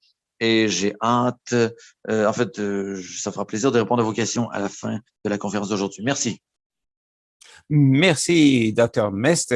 C'est intéressant de voir ce qui se passe à Ottawa, qui est un peu des fois un modèle pour l'ensemble du pays. Kimberly Hudson, notre prochaine conférencière, est la directrice exécutive des affaires fédérales chez Diabète Canada. Elle est responsable du plaidoyer auprès du gouvernement fédéral et pour les initiatives nationales. Elle a beaucoup aidé pour faire ressortir le besoin d'une stratégie nationale pour le diabète au Canada et qui a conduit tout récemment un grand investissement financier par le gouvernement fédéral de façon nationale et qui a aidé à faire en sorte que le projet de loi C-24 soit adopté, que c'est une loi pour établir un cadre national sur le diabète. Nous sommes heureux d'avoir Kimberly avec nous aujourd'hui pour nous parler de la stratégie pour assurer que l'approche adoptée par Diabète Canada pourra nous donner des leçons quand on commence notre prochaine trajectoire pour aborder le Parkinson. Merci beaucoup, Cameron. Je suis tellement ravi d'être avec vous tous aujourd'hui et j'ai vraiment hâte d'avoir la période de questions-réponses. Alors, je vais essayer d'y aller assez rapidement sur certaines de mes diapos. J'aimerais commencer simplement par nous positionner. Toute campagne de plaidoyer doit commencer par définir quel est le problème. Et dans le cas du diabète, c'est vraiment un problème qui empire et qui devient, se détériore de plus en plus. Moi-même, j'ai le diabète de type 1 quand j'ai été diagnostiqué il y a 25 ans. J'étais un sur 1 million de Canadiens qui vivaient avec cette maladie. Maintenant, je suis une personne sur 5 millions et demi. La courbe de croissance de diagnostic est exponentielle, de sorte que le diabète et le prédiabète affectent directement maintenant un Canadien sur 3. À chaque 24 heures, le coût de la maladie est très élevé. Plus de 20 Canadiens meurent du diabète et de ses complications. 40 ont des amputations des membres inférieurs et pourtant 621 personnes tombent dans le bassin du diabète, si vous voulez, au Canada en recevant un diagnostic de diabète. La COVID a rendu la situation encore plus alarmante. Les gens qui ont le diabète ne sont pas à plus grand risque d'attraper la COVID, mais on a un risque beaucoup plus grave d'avoir de graves maladies ou des hospitalisations ou de décès si on l'attrape. Et en fait, la COVID semble déclencher l'apparition de nouveaux cas de diabète dans plusieurs cas. C'est à voir avec la façon dont notre système immunitaire réagit avec les maladies qui créer des signaux mélangés qui résultent quelquefois en un diabète.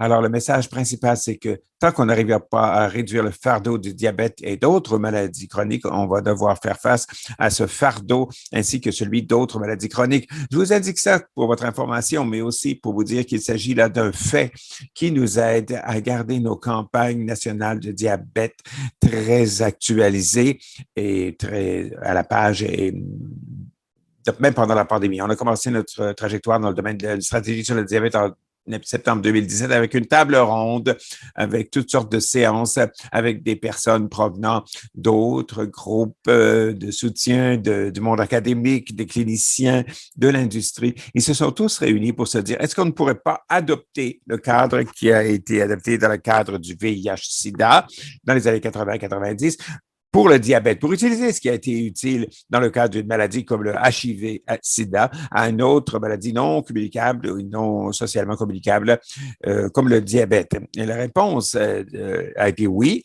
et on a donc réuni toute une série de groupes de travail, y compris 120 personnes provenant de tous ces secteurs qui ont travaillé jusqu'à la première moitié de 2019 pour façonner ce cadre qui est devenu ce cadre qu'on appelle Diabète 360. Je vais vous expliquer dans un instant la raison de ce nom. Ça a mené à une recommandation au gouvernement fédéral en juillet 2018. Ils ont financé le programme.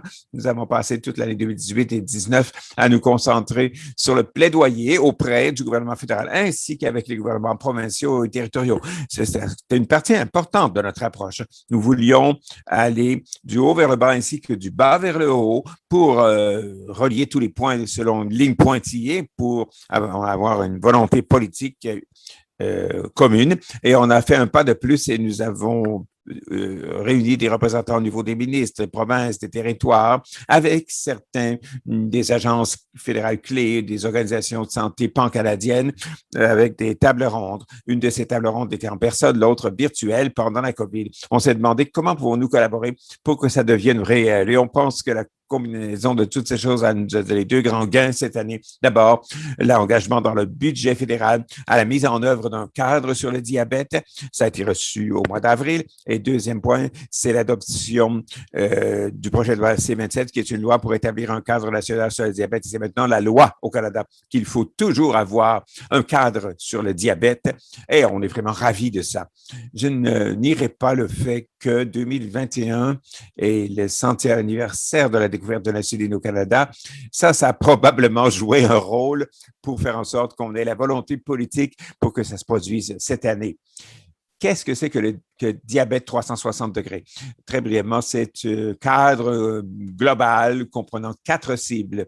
Et de façon très importante, on appelle ça diabète 360 degrés, mais en fait, ça va soutenir presque toutes les maladies chroniques pour réduire le fardeau de ces maladies. Ces 4 cibles, en commençant de 9 heures jusqu'à midi, entre 9 heures et midi, si vous voulez, sur cette route, on veut que 90% des Canadiens doivent vivre dans un environnement qui fait la promotion promotion du mieux-être et non pas la promotion du diabète de type 2.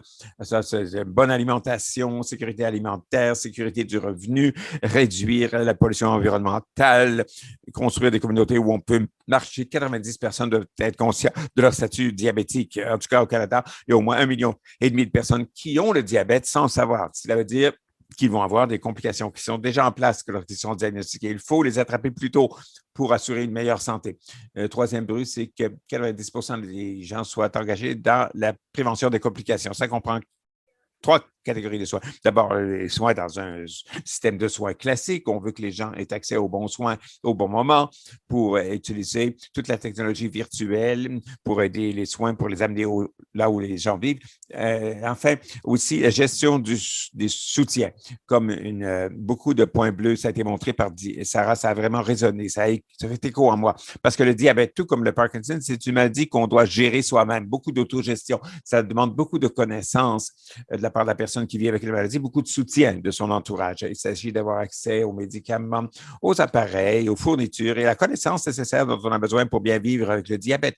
La troisième catégorie, ce sont des soutiens dans la communauté. J'adore l'initiative dont j'ai entendu parler plus tôt, qui est de relier des gens qui ont le Parkinson avec des ressources dans leur communauté qui peuvent les soutenir. Ça, c'est quelque chose qui nous manque dans le monde du diabète et on voudrait changer cela et ça fait partie des recommandations. Atteindre ces 3 points va nous amener au quatrième point, qui est que 90 des Canadiens s'engagent dans ces interventions et ont des meilleurs résultats de santé. Tout cela est axé sur le patient. Je devrais dire que sur les 120 personnes qui ont collaboré pour élaborer ce cadre, 30 d'entre eux étaient des gens qui vivaient avec le diabète et qui étaient des gens qui faisaient du plaidoyer pour les patients ou pour les personnes qui soignent les diabétiques. On travaille très étroitement avec des partenaires ce qui nous a aidé à arriver à une solution qui peut être appuyée par toute la collectivité. Ça contient beaucoup de recommandations. Je vais passer vite là-dessus parce que j'ai déjà donné un peu un aperçu de ce que c'est. On a eu beaucoup de soutien très large de la part des intervenants, des parties prenantes qui militent pour cela. On a de l'appui au niveau fédéral, au niveau provincial, de la part de fournisseurs de soins de santé et on fait beaucoup de sondages et d'enquêtes pour mobiliser la base avec des campagnes et des pétitions pour manifester la voix des dizaines de milliers de Canadiens qui veulent cette stratégie. Nous recommandons qu'enfin de mettre en œuvre cette stratégie, un centre d'expertise temporaire soit établi pour aider à bâtir la fondation nécessaire en matière de données pour aider le travail que font les provinces et les territoires pour mettre en œuvre les recommandations de Diabète 360 et pour faciliter le partage de meilleures pratiques, pour mettre à l'échelle de nouvelles approches qui fonctionnent et qui font des merveilles d'une province à l'autre, d'un territoire à l'autre. On pense que ce travail va prendre environ 7 ans, ça va coûter environ 150 millions de dollars. C'est ce que nous avons demandé au gouvernement fédéral. On n'a pas reçu tout ce montant, mais on espère que davantage de fonds viendront à partir de l'investissement initial que fait le gouvernement dans cette stratégie. Nous pensons que 150 millions de dollars pourraient faire 20 milliards d'économies dans notre économie pendant la même période en réduisant le nombre de personnes qui vont développer le diabète de type 2. Et environ 11 milliards de ces économies vont aller au système de santé, alors que 9 milliards vont aller aux employeurs. Je crois qu'il est important de se souvenir que chaque fois qu'on fait un plaidoyer pour quelque chose, vous faites un plaidoyer souvent auprès de politiciens et de décideurs qui sont influencés par les cycles politiques. Ça veut dire qu'il faut parler à ce qui peut être rendu manifeste très rapidement. Les politiciens sont chroniquement intéressés aux périodes d'élection et aux cycles électoraux. Donc, ce sont des périodes de 4 ans. Quoi il faut penser aussi, c'est qu'il faut leur dire toujours qu'est-ce qu'ils peuvent économiser s'ils investissent dans votre stratégie. Ça, c'est toujours important pour les décideurs gouvernementaux. On a été ravis lorsqu'on a eu un projet de loi privé, le projet de loi C-237 qui a été introduit, déposé en Chambre. On était encore plus ravis que malgré la pandémie et malgré un horaire très chargé au Parlement, cette loi a été expédié, accéléré, a été étudié avec soin à la Chambre des communes ainsi qu'au Sénat, mais ça a été adopté à l'unanimité en reconnaissance du gros fardeau que le diabète demeure au Canada et le besoin de faire les choses différemment pour mettre fin à la courbe de cette maladie. Et je pense qu'en assurant que la voix des communautés soit très forte et claire et bien entendue dans tout notre travail de plaidoyer en nous assurant qu'on a parlé un langage qui résonne auprès des décideurs. On a voulu s'assurer qu'on était assez persistant, persévérant, toujours présent dans leur prise de décision, dans leur esprit. On a été heureux de faire des progrès vers cette stratégie, même à une époque aussi difficile que celle que nous vivons. Alors, certains des conseils que je vous offrirais pour épouser votre propre approche de plaidoyer, ce sont ces conseils. Je pense aussi à quelque chose. Je ne peux pas suffisamment insister sur l'importance d'avoir des partenaires du groupe des patients. Nous, on a eu la chance d'avoir l'appui de cœur, des fondations du cœur, des poumons, des reins et du cancer qui ont tous dit on a besoin de ça, on sait que ça va bénéficier à notre communauté aussi. Donc, on vous appuie et j'espère, ça c'est quelque chose, j'aimerais bien savoir s'il y a quelque chose que Diabète Canada pourrait faire pour vous appuyer dans votre activité. Donc, j'accueille les questions. Merci beaucoup.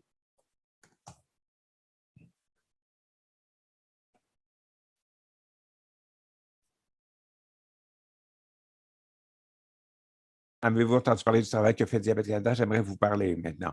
On va vous dire pourquoi le plaidoyer est important à cause des réalités du Parkinson au Canada. Quel est le rôle potentiel pour améliorer les soins de santé pour les gens qui ont la maladie de Parkinson?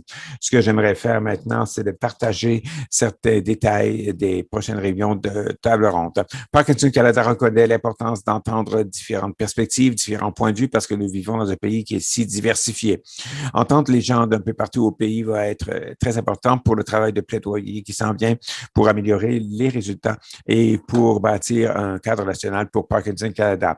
Au cours des prochains mois, nous allons tenir 8 tables régionales qui vont couvrir l'ensemble du Canada, la Colombie-Britannique, l'Alberta, la Saskatchewan, le Manitoba, les territoires, l'Ontario, le Québec et les provinces de l'Atlantique.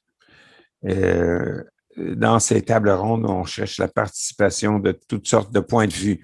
Tout d'abord, les gens qui ont la maladie de Parkinson. Sarah l'a mentionné, à quel point c'est important, à quel point c'est central et essentiel. En plus de cela, nous voulons entendre les soignants, les professionnels de santé et les organisations communautaires dédiées au Parkinson.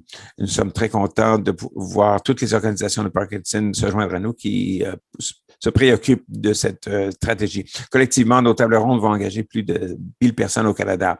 Pour préparer tous les participants, pour vous préparer tous à ces réunions de table ronde qui s'en viennent, nous allons vous envoyer un ensemble de documents personnalisés pour chaque table ronde par province pour vous donner un aperçu de l'information sur le Parkinson spécifique à votre région, ainsi qu'un agenda contenant certaines des questions clés et des sujets que nous allons aborder, des biographies des conférenciers et une liste de ceux qui se joindront à nous dans les tables rondes régionales. Donc, chacune des tables rondes sera dirigée virtuellement sur Zoom et ils vont avoir des salles, des sondages et quelques présentations pour optimiser la participation. On ne va pas les enregistrer pour qu'il y ait un sentiment d'intimité, d'ouverture. On aura des preneurs de notes quand même pour capter les conclusions dans chaque table ronde et nous allons produire un rapport des faits saillants et des recommandations qui sont ressorties des discussions. Ces 8 rapports et ces 8 tables rondes vont mener à une table ronde nationale finale avec quelques représentants qui vont se réunir provenant de chacune des tables rondes régionales ainsi que des invitations à des représentants du gouvernement. En plus de la participation aux tables rondes, nous allons faire une enquête, un sondage qui vous sera adressé à vous tous après cette réunion pour chercher vos opinions et vos conclusions. Et après chaque table ronde, nous aurons un sondage de suivi pour vous donner la chance de donner tout commentaire que vous désirez à chaque table ronde ou tout commentaire ou pensée ou réflexion que vous voulez partager qui n'a pas pu être capté pendant la table ronde elle-même. Avec la conclusion de cette table ronde cet automne, nous allons réinviter tout le monde pour un webinaire de conclusion où on partagera les constatations et les conclusions et partager les prochaines étapes dans notre travail de plaidoyer auprès du gouvernement. Et donc, là-dessus, je serai heureux de passer maintenant à la section questions-réponses. Et voilà. Donc, la première question s'adresse au docteur Antonini. Docteur, la question est la suivante. Quelle infrastructure de soins de santé est nécessaire selon vous pour passer à des soins préventifs. Est-ce qu'il y a des exemples de ce type de soins dans votre environnement? C'est une question très importante. Et, en fait, je crois que dans le monde du diabète, c'est très approprié. Je crois que les soins préventifs pour la maladie de Parkinson, à cette étape, c'est encore difficile à appliquer, même si nous avons des études cliniques qui visent la modification de l'évolution de la maladie. Je crois que l'objectif ici, ce serait d'avoir suffisamment d'informations qui seraient fournies par le spécialiste et les associations de patients. Et en fait, il faut informer les gens de ce que l'on appelle les prodromes, en fait, les signes avant-coureurs de la maladie, par exemple, et les informer de symptômes qui ne sont pas immédiatement associés à la maladie pour accompagner, en fait, cette grande partie de la population. Je crois que nous pourrions engager un cadre de collaboration fort en Europe pour que les médecins généralistes soient impliqués parce qu'ils sont au cœur du processus.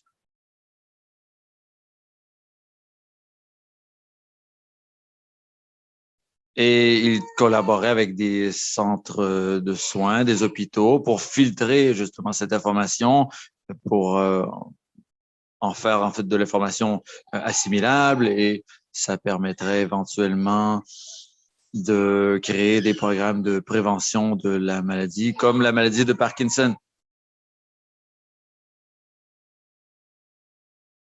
Merci. La prochaine question s'adresse à Kim. Kim, comment est-ce que vous et Diabète Canada avez décidé que le modèle 360 degrés serait approprié pour votre Action Canada? Et ensuite, deuxième partie de la question, comment est-ce que ça a modelé la participation dans la communauté? Quels sont les écueils que vous avez trouvés dans cette action? En fait, c'est vraiment avec la communauté que nous avons décidé que c'était approprié. Nous avons fait participer la communauté avant la première étape. Nous avons rencontré les membres de la communauté, comme je l'ai dit, en septembre 2017, pour nous poser la question, devrions-nous essayer? Est-ce que ça pourrait fonctionner? Nous leur avons donné de l'information, probablement de recherche contextuelle, des idées de comment nous pourrions créer un pont entre cette stratégie qui a fonctionné pour le VIH et l'appliquer au diabète. Nous voulions que la communauté participe dès le jour 1 et nous avons engager ce partenariat avec la communauté pour créer ce cadre, ce qui a évolué avec le temps. Donc, c'est beaucoup plus robuste maintenant. C'est un cadre qui est beaucoup plus développé que ce que nous avions envisagé à cette séance en septembre 2017 initialement. Donc, je crois que l'essentiel ici, c'est de s'assurer que vous avez toute la communauté, que toute la communauté est représentée, que vous avez tenu compte de diverses perspectives et priorités. Nous avons testé notre cadre alors qu'ils étaient en création avec des sous-groupes de personnes vivant avec le diabète pour nous assurer que ce cadre serait approprié pour eux et pour le reste de la communauté. Et je crois que c'est ce qui a fait que ça a été une entreprise qui a réussi, très bien réussi. Merci. Une question maintenant pour ceux et celles qui sont des fournisseurs de soins de santé ici. En fait, nous voulons vos idées et c'est axé sur ce que le docteur médecin a présenté. Et quelles ressources permettraient aux neurologues de créer leur propre version de la stratégie de réseau de soins? Quelles sont ces ressources qui pourraient leur être utiles? Sarah, voulez-vous que je formule mon commentaire? Oui, oui, allez-y. Oui, allez-y, docteur, allez-y. Antonini. Oui, je dirais qu'un des problèmes auxquels nous sommes aux prises, c'est que non seulement, ce n'est pas seulement l'éducation, c'est aussi, en fait, il faut trouver un nombre suffisant d'experts. En fait, il faut éduquer de jeunes neurologues et de jeunes infirmiers. C'est un défi aujourd'hui. Les gens se concentrent sur bon nombre de sujets médicaux. C'est aussi difficile pour les neurologues d'obtenir de la formation et de développer des compétences lorsqu'ils travaillent sur une maladie aussi complexe que la maladie de Parkinson. Donc, la formation doit être améliorée et mieux ciblée et adaptée à certaines maladies. Et je crois que c'est un des défis dans notre société. Je crois que la gestion des maladies chroniques, comme la maladie chronique, est un des défis auxquels fait face la société. Et il faut de l'éducation spécialisée en la matière. Donc, c'est un besoin qui n'est pas comblé et je crois qu'il doit être prioritaire. Et il faut travailler là-dessus avec l'aide d'associations professionnelles comme la vôtre et d'associations en soins de santé également. Sarah, vouliez-vous faire un commentaire? Oui, je suis d'accord avec mon collègue. En fait, c'est dommage que le docteur qui a créé ce modèle ne soit pas ici. C'est un expert en la matière et nous reconnaissons que les soins fournis contre les maladies chroniques, en fait, les soins fournis sont la plus petite partie de l'équation. J'ai peut-être je traverse peut-être une crise existentielle, mais je crois qu'à l'époque, on considérait que le médecin comme le quart arrière, le joueur principal, mais ce n'est plus le cas. Je crois qu'on peut faire intervenir les infirmiers davantage. Je crois que chaque environnement clinique est différent, chaque situation est différente. Il faut un groupe de personnes qui sont intéressées et qui veulent aider le patient et qui tiennent ça à cœur. Donc, je crois que dans le cas de la maladie de Parkinson, il faut former des professionnels de la santé. Il y a des formations qui sont offertes. Et il faut un coordonnateur des soins. Il faut un travailleur social parfois. Le travailleur social est essentiel. Il faut un bon physiothérapeute, au moins un entraîneur personnel. Et il faut engager des partenariats avec des groupes communautaires locaux. Ces ressources, on peut les trouver. En fait, il y a des plateformes qui nous fournissent ces ressources-là. Et je crois que ce que je veux dire aussi, c'est que bon nombre des ressources qui sont offertes aux patients en termes ne sont pas spécifiques à la maladie de Parkinson. Donc, des ressources en nutrition. Il y a des centres communautaires qui offrent des ressources contre les AVC, la récupération personnelle ou la réhabilitation. Donc, je crois qu'il y a des ressources qui sont là. On peut les utiliser. Et en fait, c'est une longue réponse à une question courte, mais il faut, bref, trouver des personnes qui ont l'intérêt et la passion pour la maladie de Parkinson. C'est la clé de tout. Merveilleux. J'ai une question qui s'adresse à tout le monde ici aujourd'hui. J'aimerais avoir votre réponse de votre propre perspective. La question est la suivante. Si quelqu'un est prêt à s'impliquer en militance, quel serait un bon premier pas? Et docteur Mather, est-ce que je peux avoir votre réponse en premier? C'est une bonne question. Je crois que ça dépend. Il faut faire une certaine introspection. Quel est votre intérêt? Quel est votre super pouvoir, pour ainsi dire? Quel est le talent que vous avez et l'intérêt que vous avez auprès de la communauté? Parce que la militance, c'est très vaste. Il y a plein de choses qu'on peut faire. On peut soutenir des organisations en particulier ou des études cliniques, éduquer les gens dans la communauté, lever des fonds. Il y a diverses façons de s'impliquer et tous ces rôles sont importants. Mais comme la plupart des choses dans la vie, il faut suivre votre passion. Qu'est-ce que votre personnalité vous dit de faire? Il faut suivre, justement, votre personnalité.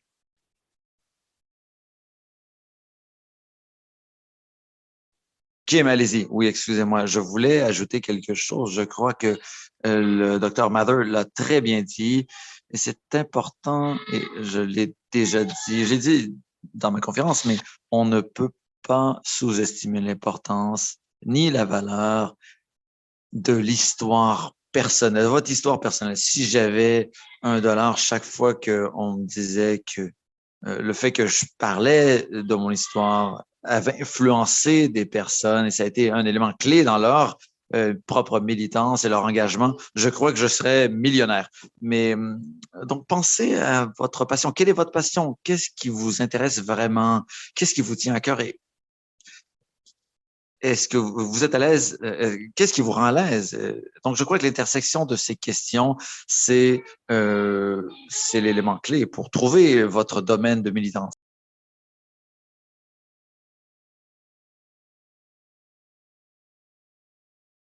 Merci, Dr. Antonini ou Sarah. Avez-vous quelque chose à ajouter? Et en fait, je ne peux qu'ajouter que c'est une des tâches les plus difficiles. C'est toujours un défi pour quelqu'un qui vit avec la maladie de militer pour les gens qui vivent avec la maladie. En fait, militer en, auprès en fait, de la communauté des gens qui sont vivent avec cette maladie quand nous avons cette maladie également. Donc, il faut trouver ses forces. C'est parce que c'est une maladie complexe. Donc, parfois, j'ai bon nombre de jeunes patients qui sont au début de leur parcours, qui viennent de recevoir un diagnostic, mais ils ont peur de se prononcer, de parler ou de faire des actions parce qu'ils croient qu'ils pourraient être stigmatisés. Donc, je crois que la peur, c'est normal d'avoir peur dans une société comme la nôtre où tout le monde doit être parfait, en forme, en santé parfaite. Je crois qu'on ne peut jamais parler suffisamment de la santé. Il faut changer notre perspective et notre état d'esprit, et reconnaître que vivre avec cette maladie, en fait, au jour où nous allons mourir. Tout le monde va mourir un jour. Ça, c'est très important. C'est inévitable. Et lorsqu'on se rend compte de cette réalité, on peut aller de l'avant. Donc, la militance, en fait, il faut trouver sa force. Quelle est notre force face à cette maladie? Et vous savez que il n'y a pas de remède à cette maladie, mais il y a des traitements. Donc, c'est ce que j'ai à dire. Et j'encourage les gens à prendre des mesures et à se battre. Merci. Jackie, Karen, dernière réflexion du point de vue de Parkinson Canada. Premières étapes vers le plaidoyer. Alors, non, je pourrais intervenir ici pour ajouter que chez nous, à Parkinson Canada, nous avons un programme ambassadeur qui a démarré dans le cadre d'une élection, dans un cycle électoral il y a plusieurs années. Et on a constaté que les gens cherchaient un endroit où ils peuvent faire du plaidoyer, militer, parler à leurs représentants locaux de leur expérience et des investissements et comment les investissements ou les programmes pourraient avoir un impact sur leur vie. Et toute la politique est locale. C'est un proverbe d'ailleurs. C'est formidable de voir des gens qui sont directement touchés par le Parkinson partout au pays qui vont parler à leurs députés, à leurs représentants officiels en élevant la voix. Alors, vous êtes tout à fait les bienvenus d'aller sur notre site web. Vous allez voir notre programme ambassadeur. C'est une façon pour vous d'être impliqué avec une élection en vue. C'est un excellent moment de s'impliquer et toutes les remarques que nous avons glanées de cette table ronde vont mener à un cadre et à une stratégie nationale sur le Parkinson. C'est ce que nous allons demander au gouvernement dans le rôle qu'ils auront à jouer pour créer un meilleur accès aux soins. Merci, Jackie. Nous avons le temps pour une autre question. On a dépassé l'heure déjà. Dernière question peut-être pour le docteur Sanyu Matter. Quelle est la grande amélioration qui pourrait être faite pour le modèle de soins actuel des Parkinson qui aurait le plus grand impact pour les gens qui vivent avec le Parkinson? C'est toute une question. C'est une question piège. Oui, c'est une question piège. Je pense que d'un point de vue personnel et d'un point de vue plaidoyer, comme militante, il s'agit de continuer cette tendance à l'écoute des patients.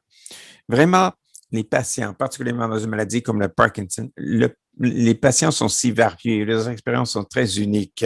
Alors, continuer d'écouter la voix des patients et nous permettre d'avoir notre mot à dire dans la direction de la recherche, ce dont nous avons besoin comme soin. Quelles sont les urgences que nous avons en tant que collectivité? C'est très important. Nous allons dans cette direction. Par rapport à l'endroit où ça a commencé il y a 22 ans, on a de grandes améliorations pour ce qui est de l'écoute de la voix des patients, mais je pense que ça doit véritablement continuer. Superbe. Merci, Sonia. Merci à tous les panélistes d'aujourd'hui. Avec nos excuses pour les problèmes techniques au début, on a dépassé un peu. Je sais qu'il y a pas mal de questions qui arrivaient. On ne pourrait pas y répondre aujourd'hui, mais beaucoup de nos participants vont faire partie des tables rondes plus tard, ce mois-ci, jusqu'au mois de septembre. Et ça vous donne une occasion ici de poser différents points de vue dans cette table ronde, comment à partir des gens qui sont touchés par la Parkinson, les cliniciens, les chercheurs et aussi certains représentants du gouvernement. On espère qu'ils seront présents aussi à cette table ronde. J'aimerais vous remercier tous encore une fois du temps que vous nous avez donné aujourd'hui. À tous nos participants, on ne peut pas vous voir. Un jour, j'ai hâte au jour où on pourra voir tout le monde dans l'auditoire. C'est toujours inhabituel quand on se voit, on se parle à soi-même dans un sens, mais j'ai vraiment hâte. J'espère que 2022, nous pourrons avoir des discussions en personne. Merci à tous d'avoir pris du temps aujourd'hui pour participer au lancement de cette table ronde. C'est nouveau pour cette organisation, mais ça nous emballe et nous sommes très enthousiastes. Nous avons écouté et nous continuons d'écouter tous ceux qui sont touchés par la maladie de Parkinson et on a vraiment hâte de travailler ensemble pour améliorer la qualité de vie des gens qui vivent avec la maladie de Parkinson. Merci à nouveau à nos panélistes et merci à vous tous et on sera en contact bientôt. Au revoir.